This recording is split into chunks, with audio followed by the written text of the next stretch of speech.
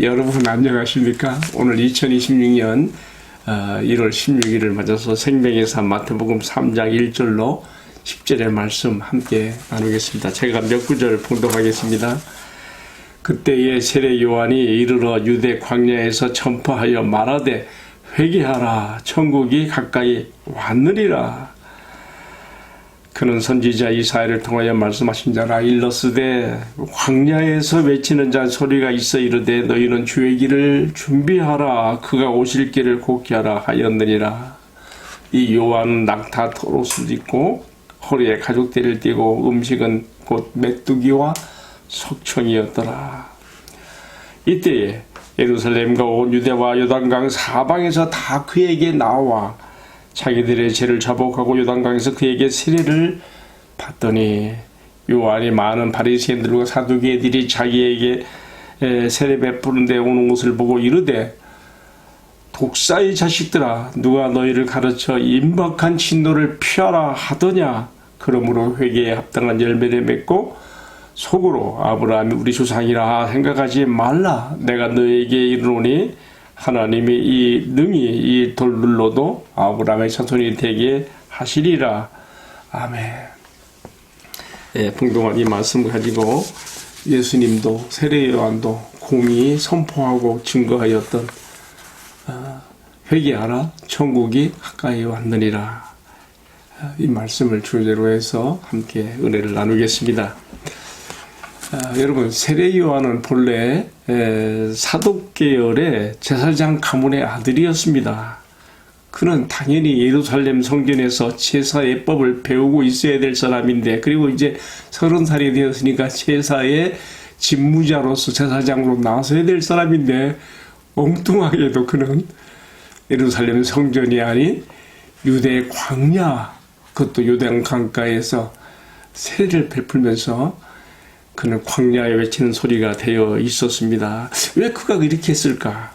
그는 우리가 누가복음 1장 2장에서 잘 우리가 설명이 되어 있습니다만은, 그는 자신의 부모로부터 출생의 비밀을 들었고요. 또 자신도 성령의 깊은 감동 가운데 자신이 이사야의 예언대로 주의 길을 예비하는 광야에 외치는 자의 소리가 되어야 할 이유를 알았기 때문입니다. 그리고 또 한 가지, 그는 무엇보다 자신의 구약의 마지막 책인 말라기의 예언대로 여호와께서 이 땅에 다시 보내시는 엘리야로서 엘리야의 심정과 그 사역을 가지고 주의 백성들을 하나님께로 돌이키게 해야 되는 사명이 있음을 알았기 때문입니다. 말라기 마지막 책의 마지막 장 마지막 구절에서는 말라기 4장 5, 6절에 보면 보라 여호와의 큰 날이 이르기 전에 내가 선지자 엘리야를 너에게 보내어서 자녀들의 마음을 아비에게로, 아비의 마음을 자녀에게로 향하게 할 터인데, 만일 그렇지 아니하면 내가 큰 그 땅에 저주를 내리게 되리라고 하는 그 말씀이 있거든요. 따라서 세례 요한이 30살쯤 되어 등장해서 그가 유대 광야에서 회개의 세례를 전하면서 이렇게 광야에 외친 자의 소리가 된 것은 다 이런 구약적인 배경을 가지고 그는 등장한 것입니다. 그리고 또 그는 오늘 말씀에 나와 있는 것처럼 약대 털옷을 입고 음식으로는 메뚜기와 설청을 먹으면서 이 사명을 광야에서 감당했는데, 왜 그렇게 했는가? 우리가 구약의 그 남북 왕조 시대에 보게 되면 엘리야가 그렇게 했거든요. 그 당시에 모든 백성들이 여호와 신앙이 아니라 바알이 여호와 하나님이라고 이렇게 기울어진 그때에 참 여호와의 신앙을 위해서 고군분투하면서 엘리야가 했던 그 사역, 그 심정, 그것을 그대로 지금 세례 요한이 받아서 적절한 시기에 지금 신구약 400년을 뛰어넘는 이 침묵기를 지나서 좀 등장한 것입니다. 그래서 그는 아주 간단하고 명료한 단순한 메시지를 선포했습니다. 회개하라 천국이 가까이 왔느니라. 다시 말로 하면 이제 곧 천국이 시작된다 이거예요.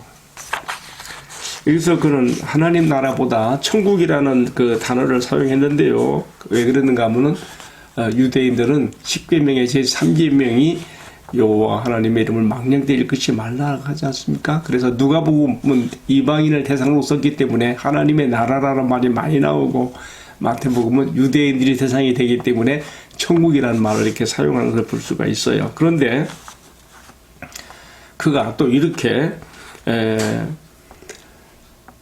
회개하라 천국이 가까이 왔느니라, 이 천국 하나님의 나라를 슬로건으로 표제로 삼고 그가 나서게 되는 더 큰 이유가 있습니다. 그것은 그는 지금 마음이 다급해요. 지금 자기 뒤에 곧 등장하시게 될 메시아 그리스도가 나타나시게 되면은 이 땅에 곧 종말론적인 천국이 임하여서 악인들은 쓸어 불못에 던져지고 의인들은 마치 알곡들을 콧가에 드듯이 이렇게 갈라치기가 될 그런 심판의 임박성을 생각했기 때문에 이렇게 외치는 거예요.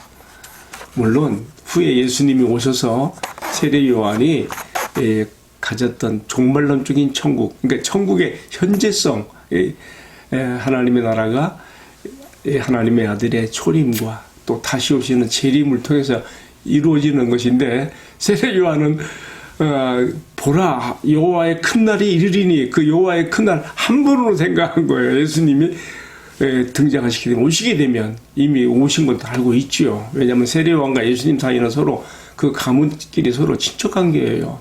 그래서 마리아가 예수님을 임신했을 때 자기의 친족 엘리사벳을 세례 요한을 임신했던 엘리사벳을 방문하지 않았습니까? 이미 그러니까 예수님의 역할 또 자기 역 다 알고 있는 거예요. 저분이 등장하게 되면, 내가 저분의 길을 닦으러 왔는데 저분이 등장하게 되면 곧 하나님의 나라가, 다윗의 통치를 완성하는 하나님 나라가 그 땅에 실현될 것이라고 생각했거든요. 자, 그래서 그는 이처럼 하나님 나라의 임박한 도래, 그렇기 때문에 임박한 하나님의 심판, 하나님의 나라의 즉각적인 시작을 염두에 두면서 이렇게 강력하게 메시지를 전하면서 사람들에게 회개의 표시로서 세례를 받게 하고 이 나라에 들어올 자격을 얻으라고 한 것입니다. 그런데요, 세례 요한의 그 등장을 구체적으로 설명하고 있는 요한복음 1장 19절에서 28절까지 말씀 보면, 이때 세례 요한이 이처럼 회개의 세례를 전하면서 많은 사람들이 몰려왔을 때에 또 다른 부류가 등장해요. 오늘 말씀 7절에 나오지요. 요한이 많은 바리새인들과 사두개인들이 세례 베푸는 곳에 오는 것을 보고 그들에게 하는 말이 나오고 있는데, 이들은 정말 나도 회개하여 나도 정말 하나님께 돌아가겠다고 하는 그 마음을 가진 사람들이 아니에요. 완악하고 외식적인 마음을 가진 이 종교 지도자들은 혹시 저자가 혹시 우리가 기다려온 메시아일까? 다윗의 그 왕위를 완성하고 그 나라를 재현할 우리가 기다려온 메시아인가? 염탐하러, 정탐하러 온 거예요. 회개가 목적이 아니란 말이죠. 그래서 세례 요한은 그들을 향해서 어떻게 생각하면 거룩한 독소를 퍼부면서 회개를 촉구합니다. 이렇게 말했죠. 독사의 자식들아, 누가 너희를 가르쳐 인방같이 너를 피하라고 하더냐. 그러므로 회개에 합당한 열매를 맺고 속으로 아브라함이 우리 조상이라고 생각하지 말아라. 왜 세례 요한이 이렇게 말했을까요? 당시 종교 지도자들은 생각하기를 우리는 아브라함의 자손이니 혈통적 후손이니 당근 우리는 하나님 나라의 천국에 들어갈 자들이라고 그렇게 혈통과 육종에 의지하여 그들은 그렇게 생각했던 것이거든요. 지금 세례 요한이 이것을 깨트리는 거예요. 너희는 아브라함의 자손이 아니야. 독사의 자식들아. 하나님 앞에 절실한 회개가 필요한 독사의 자식에서 진정한 아브라함의 자손으로 하나님 나라의 백성으로 돌아와야 된다는 것을 강력하게 그는 이 메시지에서 선포하는 것이죠. 그래서 뭐라고 말했습니까? 하나님이 능히 이 돌멩이들로도 아브라함의 자손이 되게 할 수 있으니 너희가 그따위 혈통이나 육정을 의지하여서 우리가 아브라함의 후손이니까 당근 천국에 들어가리라 생각하지 말고 너희가 진실로 회개함으로 이 나라에 들어온 자들이 되라고 이렇게 촉구하는 것입니다. 참 세례요한이 하나님 외에는 그 누구도 두려워하지 않는 이 세례요한의 그 영성 정말 본받고 싶어요. 그런 이 거친 광야에서 메뚜기와 석청을 보면서 그 야성, 스피리추얼, 그 영적 야성을 은혜에 키웠어요. 여러분 우리가 저는 며칠 전에도 우리 목사님들 신년 하루에 갔다 왔는데 붓배시에 가보니까 막 각종 산의 진미가 차려져 있어. 물론 먹는 것은 좋지만요. 우리가 그런 우리의 진정한 그 야성은요 때로는 그 거친 그런 음식을 먹으면서도 우리가 하나님 외에는 그 누구도 두려워하지 않는 그러한 신앙의 그 형성이 정말 너무나도 갈급하고 참 사모가 되는 참 우리 시대를 살고 있습니다. 제가 좀 말이 옆으로 나갔습니다만은 이처럼 자신들이 아브라함의 혈통적 후손이기 때문에 당근 천국은 우리 것이라고 생각하는 그들 향해서 준엄하게 너희는 독사의 자식들이야. 아브라함의 자손이 아니라 독사의 자식들이야 하면서 회개에 합당한 열매를 맺어라. 그러면서 오늘 말씀 맨 마지막 에는 뭐가 나와요? 이미 토끼가 나무 뿌리에 놓여 있으니 좋은 열매 맺지 않은 나무마다 찍혀 불에 던지우리라. 아멘. 그렇습니다. 여러분 그 나무가 어떤 나무인가 보려면요 이 열매를 보면 알아요. 열매. 정말 신앙의 인격에 어떤 열매가 나타나는가. 여러분 열매로서 나무를 판단하듯이 우리의 신앙과 삶에서 나타나는 신앙의 성품과 행실들이 우리를 증명하는 거예요. 여러분 이런 면에서 세례요한의 준엄한 이 경고와 심판 메시지가 이 바리새인과 사두개인들에게 던져졌던 것이죠. 자, 오늘 이 말씀을 이렇게 정리하고 내리면서 저는 다른 것보다도 어디에 내 마음이 이렇게 닿아지는가 하면요. 세례요한이나 예수님이나 또 이 책의 저자인 마태 이분들이 모두가 다 기록된 하나님의 말씀으로서 성경 계시에 충실하며 마치 이 성경에서 튀어나온 사람들처럼 그렇게 하면서 성경의 권위를 최고조로 높이고 있는 것을 보게 됩니다. 세례요한이 왜 그렇게 광야에 나가서 기인의 행동을 했는가? 그는 본래 예루살렘 성전에서 제사장하고 있을 사람인데 왜 그렇게 했는가? 자신에 대해서 기록한 이사야 40장 3절로 5절의 말씀과 말라기 4장 5절에 6절에 나온 그 말씀, 자기에 대해서 한 그 말을 그는 그렇게 성취하고 따르기 위해서 그렇게 하는 것이에요. 우리가 여기서 무엇을 생각해야 됩니까?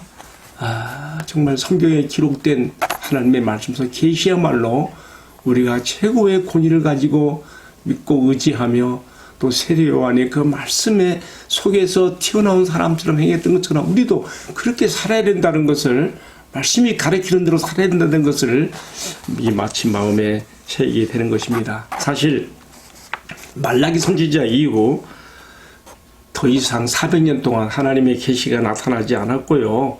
400년 침묵의 기간이 이어졌는데 구약과 신약을 연결시키는 전령사처럼 이 세례요한이 등장해서 400년의 침묵을 깨고 그는 광야에 외치는 자의 소리가 되어지며 또 말라기 선지자의 이것처럼 다시 온 엘리야처럼 되어서 백성들의 마음을 하나님께로 돌이키게 하여 그 땅에 하나님의 저주가 임하지 않게 하고 하나님 나라가 실현되어지는 시작되어지는 시점을 알린 것이죠.